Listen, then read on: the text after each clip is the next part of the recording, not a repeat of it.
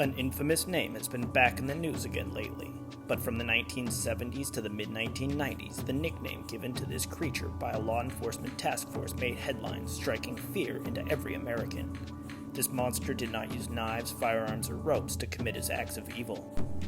Instead, from a remote cabin in rural Montana, he assembled explosives to mail to universities and airlines, taking 3 lives and maiming many more.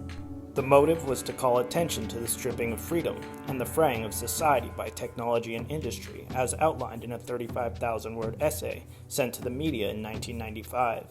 As a teen, he had been a math prodigy to the point that he attended Harvard at 16 on a scholarship.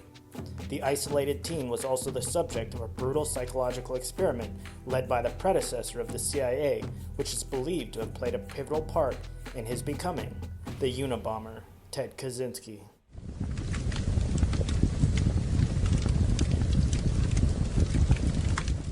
Ted Kaczynski was born to Wanda and Richard Kaczynski on May 22, 1942, in Chicago, Illinois.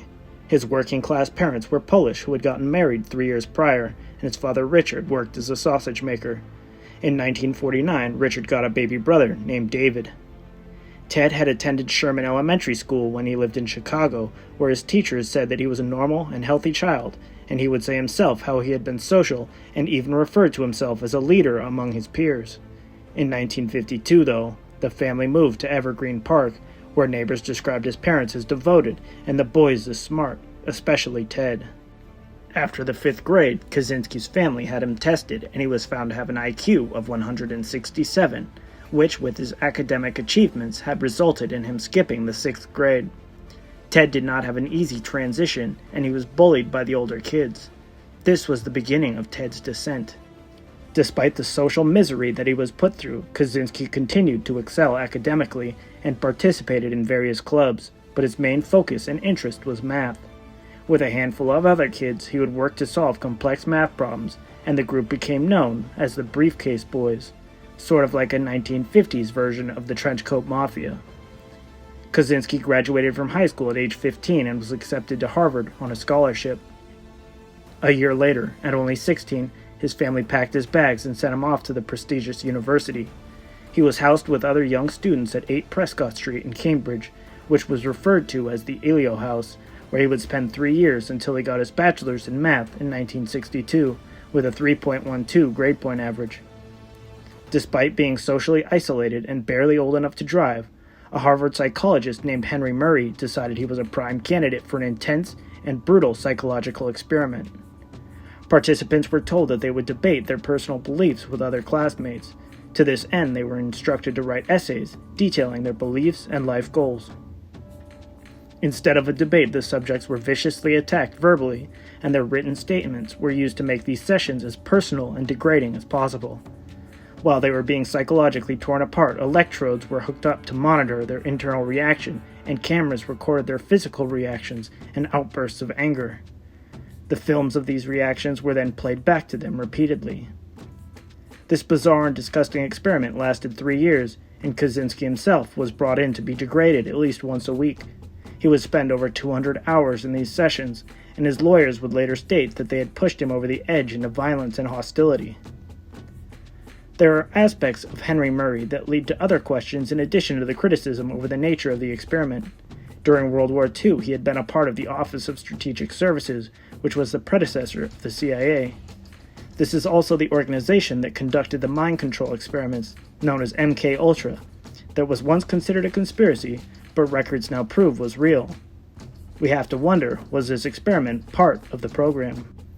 Kaczynski's lawyers certainly believed that it was a major factor in his later crimes, but the Unabomber himself said that while he resented Murray, the experience had little impact on his life and beliefs. Once he had his bachelor's degree in mathematics, Ted applied to the University of Michigan, the University of Chicago, and UC Berkeley. All 3 accepted him, but Michigan offered him a considerable grant and teaching position, and so he went on to get his master's degree there in 1964 before getting his doctorate in 1967. During his time in graduate school, Kaczynski focused on geometric function theory. Teachers and colleagues said that he was exceptionally smart and dedicated, though Ted would later say that the school was too lenient with its grading. While working towards his doctorate in 1966, Kaczynski had a bit of an internal crisis. For a brief period, he had a fixation on transitioning to be a female. He made an appointment with a psychiatrist, but changed his mind in the waiting room. This was one of the first times that he had violent thoughts towards others, including the psychiatrist. Ted was shocked with how close he had come to a major life-altering change based on sexual fantasies that he blamed on society. After receiving his doctorate in 1967, Ted became a professor at UC Berkeley. Student reviews were less than positive about him, though. They said that he lectured out of the textbook only and refused to answer any questions from his students. His inability to connect with those around him stemmed from an intense shyness that was also reported by other members of the faculty, and perhaps because of this, Kaczynski resigned from his teaching position on June 30th, 1969, abruptly. He would spend a couple years living at his parents' house before building a small cabin near Lincoln, Montana. The cabin had no running water or electricity, and to support his new simple lifestyle, Ted worked odd jobs for people in town, but received most of his money from his family. But even out in the wilds of Montana, he was not able to escape society and the encroachment of technology. When developers started construction near his plot, Kaczynski sabotaged their equipment and started multiple fires. He finally snapped entirely when one of his favorite places was taken over and his goals shifted from an autonomous lifestyle towards getting revenge on society. The bombing began on May 25, 1978. From his remote cabin, Ted put together explosive packages to send to various people that he thought played a pivotal role in the destruction of his lifestyle and the industrialization of the world. His first target was a professor of materials engineering at Northwestern named Buckley Christ. He left a package with the professor's name written as the return address in the parking lot of the university, banking on someone to do him the favor of delivering the package. When it arrived in Christ's office, he called campus police as he knew that he had not wrapped the package. Officer Terry Marker opened the package, causing it to detonate. Luckily, he received only minor wounds from the explosion. Just under a year later, on May 9, 1979, Kaczynski left another package at Northwestern in a cigar box. When a graduate student named John Harris opened it, he also received only minor cuts and burns. But after these initial attempts, Kaczynski seemed ready to go to the next level. On November 15, 1979, a package was placed on an American Airlines flight from Chicago to D.C. While the fuse failed and did not detonate the explosives, it did create a lot of smoke and panic in the airplane, leading to an emergency landing. The package was found to contain more than enough material to destroy the plane had it exploded, which drew the attention of federal authorities. The packages were found to include a variety of clues, which would later be found to have been attempts at misdirection, such as initials and notes, as well as bits of tree bark. In 1979, a task force made up of agents from the FBI, ATF, and the U.S. Postal Service was formed. They gave the monster the nickname that he would become known by as soon as it hit the media. They called the case the Unabomber case due to its targeting of universities and airlines. The next bombing occurred on June 10, 1980. Ted sent a package bomb to the president of United Airlines, Percy Wood, in Lake Forest, Illinois. While Wood survived the explosion, he did receive severe burns and lacerations. On October 8, 1981, he tried the return address trick again, this time at the University of Utah. The return address was for a professor of electrical engineering at Brigham Young University named Leroy Wood Burnson. When discovered, the package was defused safely by the bomb squad. On May 5, 1982, the creature targeted a computer science professor at Vanderbilt University named Patrick Fisher, but the package was opened by his secretary instead, who received cuts and burns on her arms and face. The Unabomber then shifted his target to UC Berkeley. The first package arrived on July 2, 1982. When the package exploded, the shrapnel caused severe injuries to the hands and face of an engineering professor named Diogenes Angelakos. The second occurred on May 15, 1985. The explosion took off 4 fingers, severed an artery, and damaged the left eye of a graduate student named John Hauser. Hauser was also a captain in the U.S. Air Force. On June 13, 1985, another bomb was defused. This time it had been sent to the Boeing Company in Auburn, Washington. 1985 would be a busy year for the monster, and he sent a third and fourth package before it was over. The third he sent to a psychology professor at the University of Michigan named James McConnell. A research assistant named Nicholas Suino opened the package and was wounded by the explosion and shrapnel, while McConnell suffered temporary hearing loss. A month later, on December 11, 1985, a package was left in a computer repair store parking lot in Sacramento, California. When the owner of the store, Hugh Scruton, opened the package, it exploded. This time the package had been stuffed with nails and sharp pieces of wood, which took Scruton's life, Kaczynski's first fatality. Just over a year later, on February 20th, 1987, a package was left in the parking lot of another computer store, this time in Salt Lake City. This time the device had been made to look like a block of wood, and when the owner, Gary Wright, picked it up, it detonated, sending more than 200 pieces of shrapnel into his body, some of which severed the nerves in one of his arms. But this time there were witnesses who saw Kaczynski leaving the piece of wood. Their descriptions led to the infamous image of a disheveled man with a mustache and a hood wearing aviator sunglasses. Perhaps due to this exposure, Ted did not send any packages for more than 6 years. The silence was broken with a bang on June 22, 1993, when Kaczynski mailed a package to a geneticist from UC San Francisco named Charles Epstein. Epstein lost 3 fingers and suffered partial hearing loss from the bomb. Just 2 days later, there was another explosion, this time injuring a Yale computer science professor named David Gelernter. He lost one of his eyes and the use of his right hand. On December 10, 1994, he mailed a package to an advertising and PR executive named Thomas Mosser in North Caldwell, New Jersey, taking his life. In a letter to the New York Times, Kaczynski explained that Mosser was chosen because of his work rehabbing Exxon's image after the Valdez oil spill. The final bombing occurred on April 24, 1995. The package was sent to William Dennison, the president of a logging industry lobbyist group. He had retired, but his replacement, Gilbert Brent Murray, opened it and lost his life. 1995 was also the year that the FBI and the public got a deep look into the mind and motivation of Ted Kaczynski. He mailed a 35,000-word essay to the media with the demand that it be published in full through the newspapers, and in return he would stop his bombing campaign.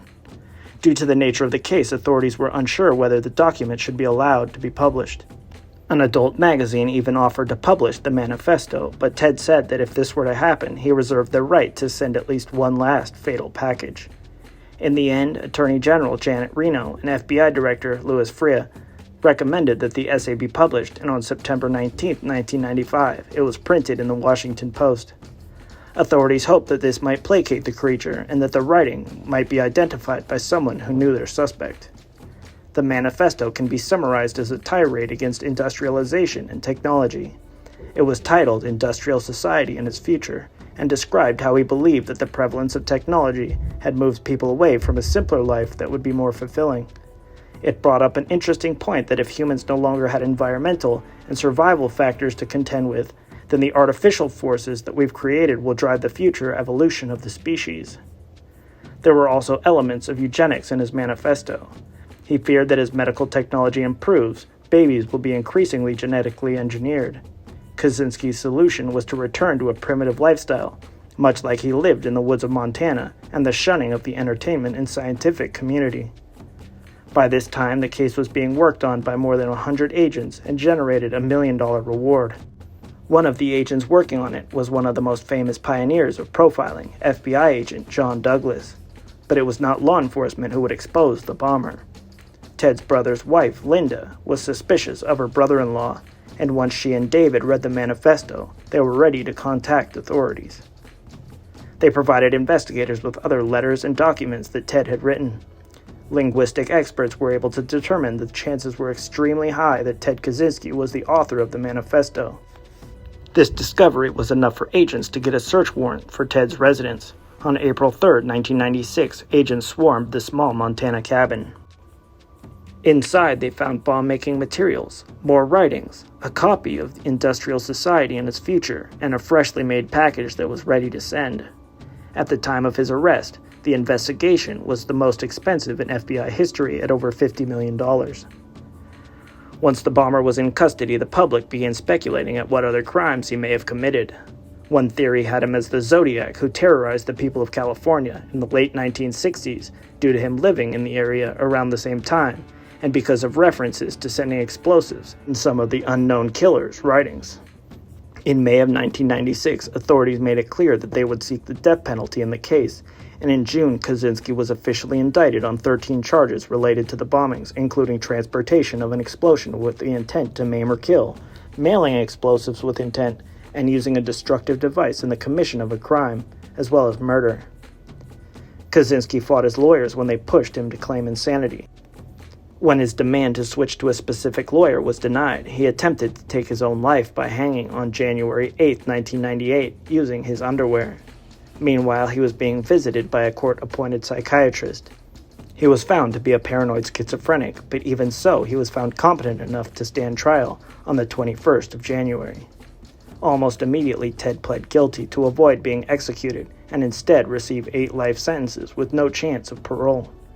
He would later claim that this plea was forced by the court, and appeals to withdraw his guilty pleas were refused, and he was shipped out to the ADX Supermax in Florence, Colorado. He was allowed to mingle with other monsters, apparently, as he is said to have struck up a friendship with 2 other bombers, Ramzi Youssef and Timothy McVeigh. Youssef had bombed the World Trade Center in 1993. Though the explosion did not bring down the buildings, it did take the lives of 6 people and injured over 1,000. McVeigh was behind the Oklahoma City bombing, which had 168 casualties, and which was the deadliest terror attack in the U.S. until 9/11. In 2006, the judge who had rejected Kaczynski's appeal ordered that his belongings be auctioned off, all except the instructions and materials for making explosives. The proceeds would go to his victims, and the auction raised over $200,000. And during this time, Kaczynski did not stop writing and exchanged letters with hundreds of people during his incarceration. In 2010, he released another book, this one called Technological Slavery.